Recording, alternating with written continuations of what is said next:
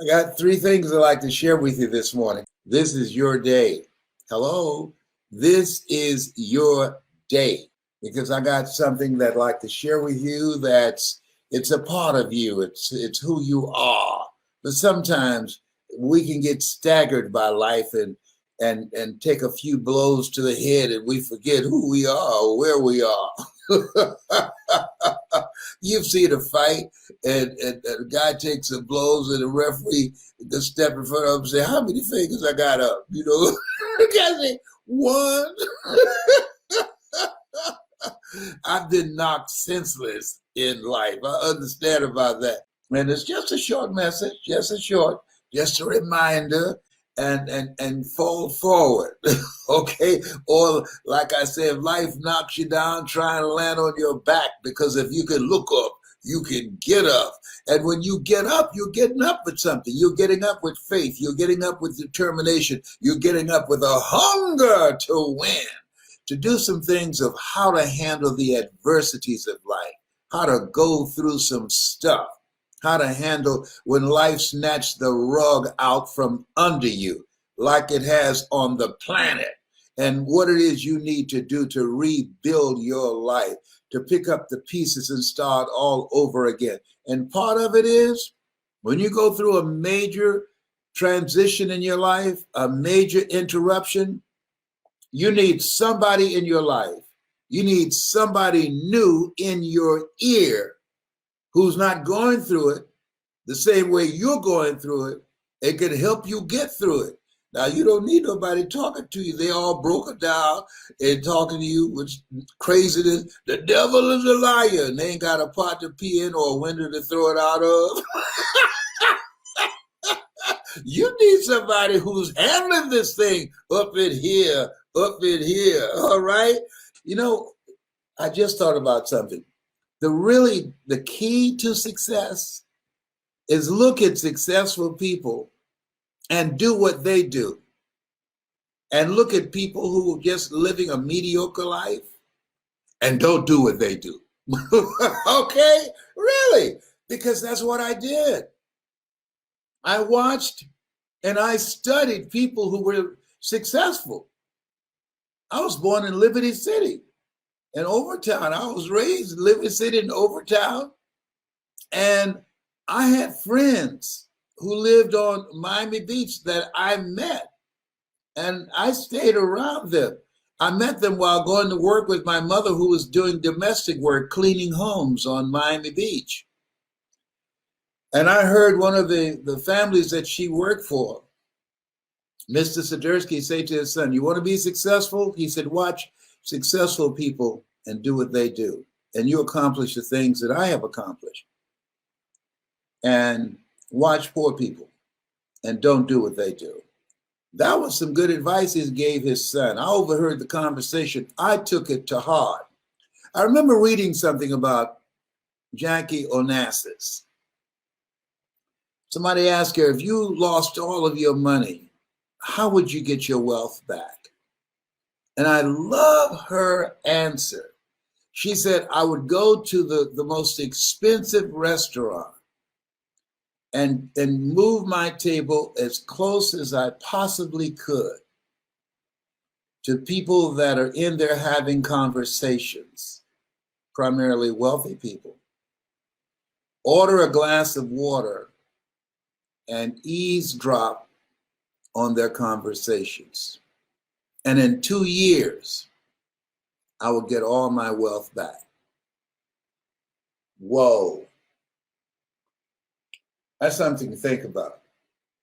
See, the reason that a lot of people are panicked right now and feeling anxious, be anxious for nothing. They're listening to the wrong people. Right now, you want to be selective of who you listen to.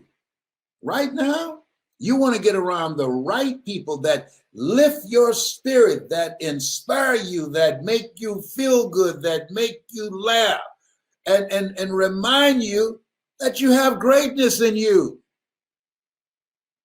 that you can overcome this, that let you know that you were made for this.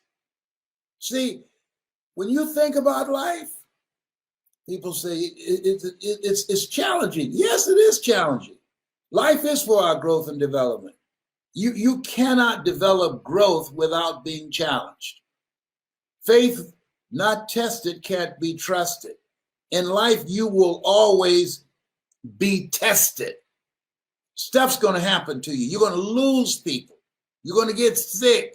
Tragedies, accidents, all kinds of stuff will be thrown at you. But it doesn't matter about those things. What matters most is about you, how you handle it. And see, most people are pessimistic. They look at a difficult situation and they give up and they surrender. They become negative, pessimistic people. They can look at opportunities and they'll say, nah, it won't work. Why? Because they're pessimistic. An optimist will look at difficult situations and they'll look at obstacles. An optimist will say, you know what? If something is shut down, that means that something else has opened up. Danger. Oh, danger, but also opportunity. It's a different perspective. And then they start working to make that happen with that vision that they're holding in their mind. I want you to just get up with a mindset, no matter where your situation is right now, and say, you know, I'm here. There are people in the cemetery who would love to change position with me. I got a shot. I got up this morning. Come on, somebody. Look at God. Yeah. See, this is the time that you got to check yourself. You got to watch yourself.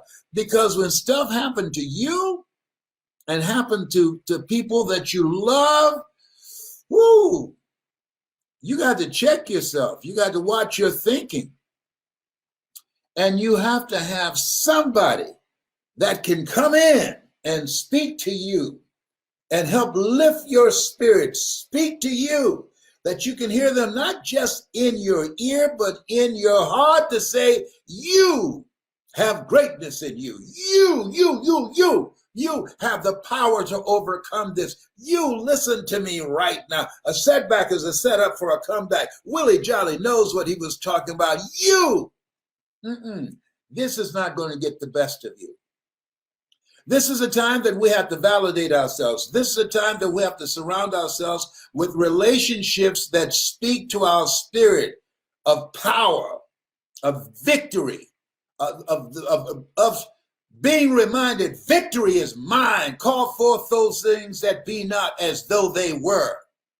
There's no time for wimps. No. During this time, I'm watching a lot of funny movies. I look funny myself. I love the movie House Party. Can you tell? I'm Kid. Listen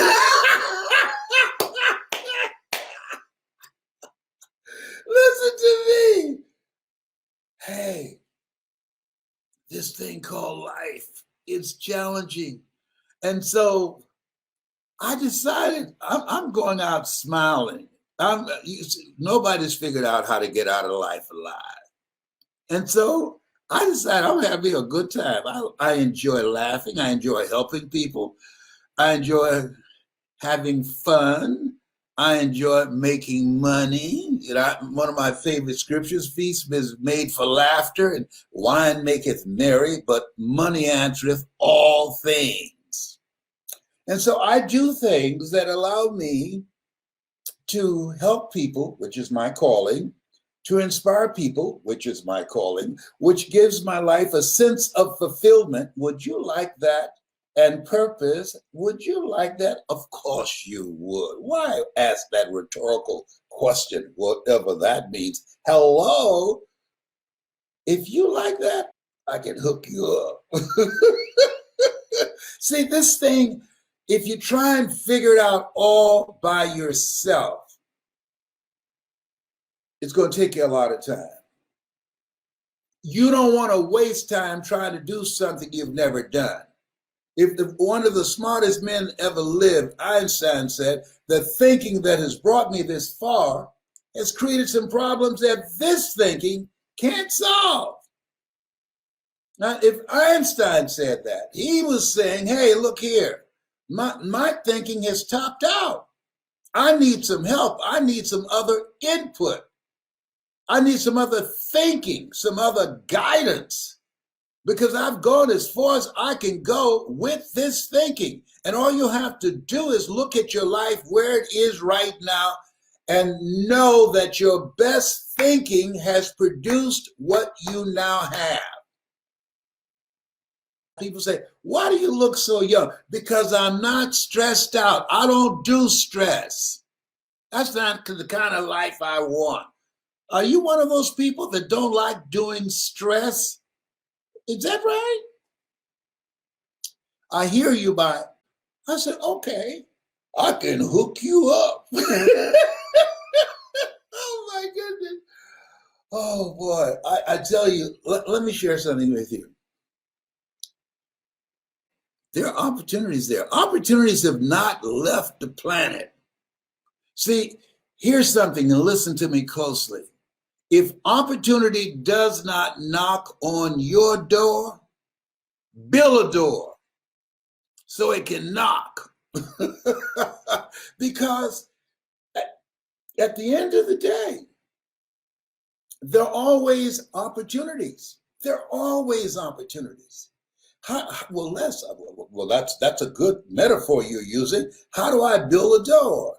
Well, think about people who are doing what you would like to do and spend some time with them. Invest in yourself. Don't go back to doing the same thing, because you're going to find yourself in the same situation.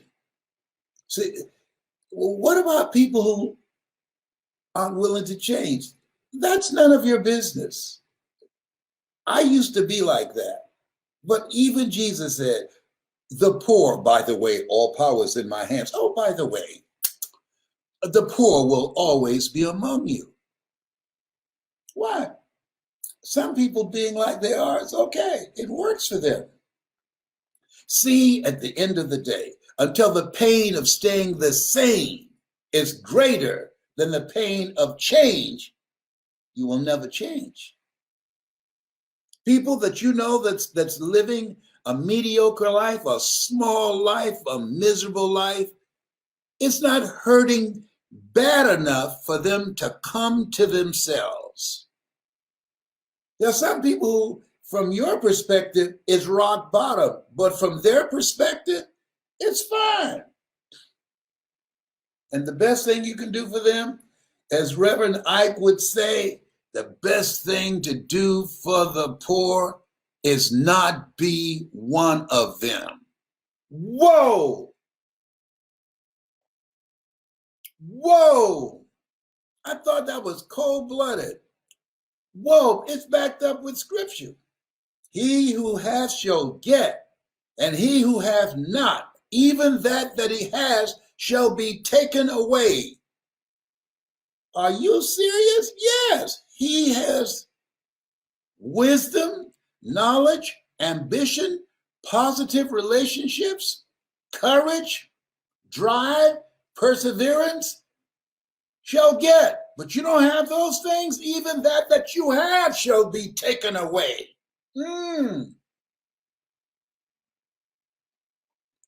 We know people who are intelligent, have all kind of talent, and they threw their talent away in exchange for drugs, for alcohol, in exchange for a toxic relationship. I had a friend who, all through school, we used to watch Perry Mason. She was in the neighborhood. We watched Perry Mason, who never lost but one case. And she wanted to be a lawyer. And when she graduated from school, I just knew she was going to go to Florida A&M University and go to law school. And I saw her years later, and she had about 5 or 6 kids. I said, did you ever go? No. What happened? I got pregnant and married to the wrong person. Wow. Wow. You know what I've come to learn? I said, but people get married and pregnant and still become involved in an educational process that allow them to live their dreams. What happened? Well, my husband told me I didn't need to go to law school. I want to share something with you. It's deep. But it's not deep, but it's deep. There's some areas of your life that nobody has the right to weigh in on. Did you hear me? There's some areas of your life that nobody has a right to speak into. They have no right to do that. And don't you give them permission. There's certain areas of your life that's sacred, your dream, your calling. Nobody has a right to say to you that you should not live your calling, that you should swallow your voice, that you shouldn't use your gift that will make room for you. There's some areas of your life that gives your life a sense of meaning and purpose and drive and excitement that nobody has the right to take that from you. They have no right. Now, you might give it to them, but they have no right to do that. And if you've given it to them, take it back. Take your life back. What if they get upset? Oh, they'll get over it. But you won't if you allow them to rob you of your dream. If you allow them to rob you of living a more fulfilling life. If you allow them to rob you of the calling that God has placed on your life, when you leave here, you will live a life of regrets. You don't want that.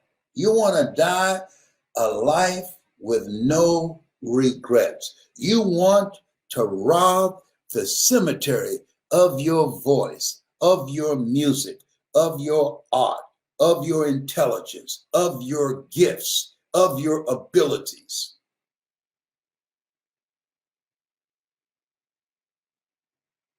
Miles Monroe had a point. Rob the cemetery. Don't take that stuff that you got to your cemetery. I was looking for a friend of mine the other day named Sam Daniels. And I knew Sam when I was in high school. Sam lived in Good Bread Alley, and his brother Bobby, who drives the bus. I think he's still driving the bus in Miami. I don't know. Sam could sing. Sam could dance.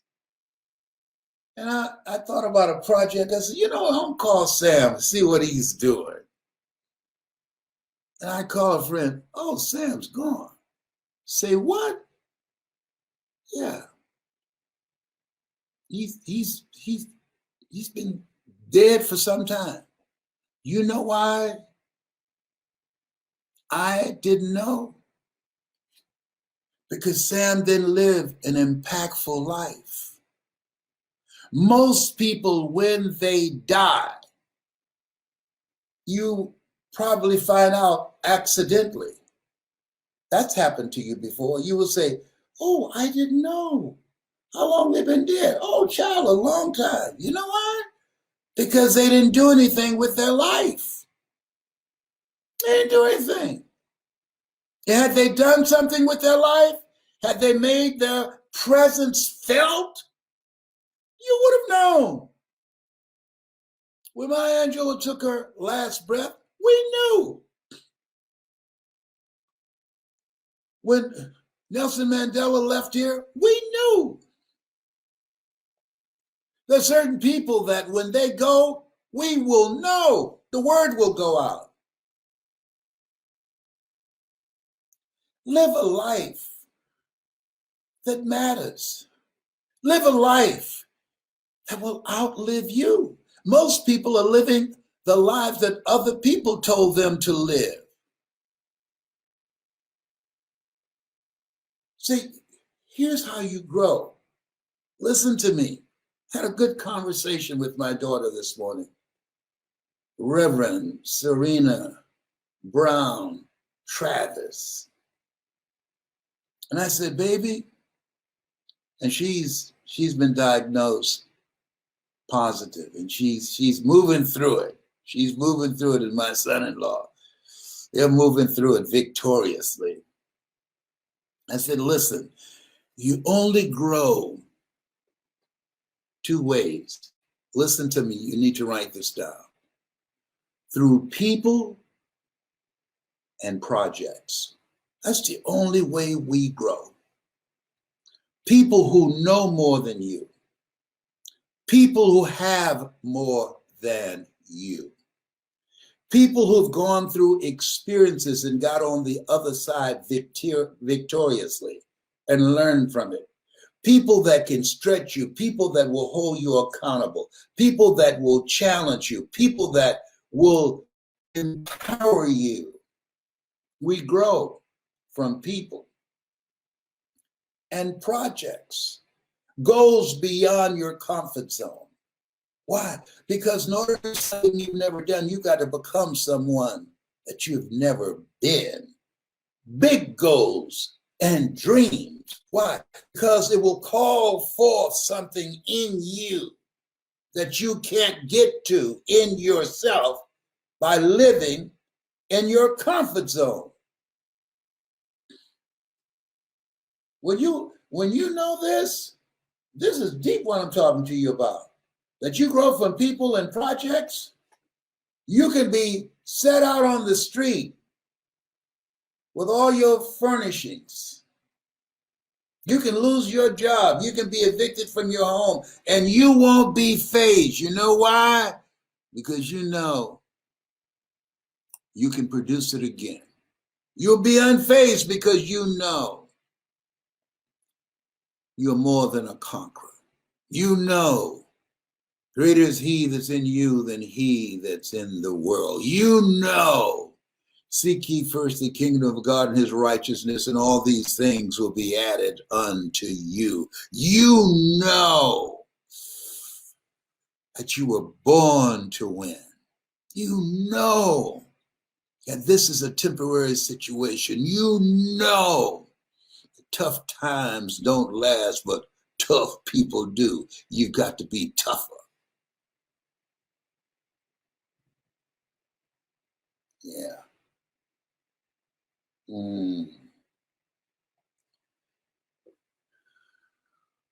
This is your time. I want you to say that to yourself. This is my time. All things work together for those who love God. All things work together for your good. Everything that's happening,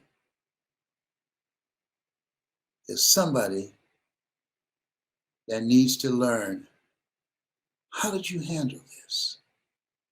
How did you get through this? What did you do? All things work together for good for those who love God. You are called for his purpose. Sometimes you have to go through something to get something.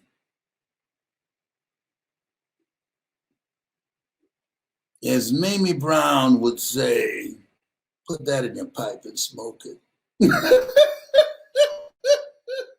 I'm so happy for you, for this brand new you that you're discovering, for this part of yourself that's waiting for you to say, hello, I've been waiting for you. I knew you would eventually come. Yes.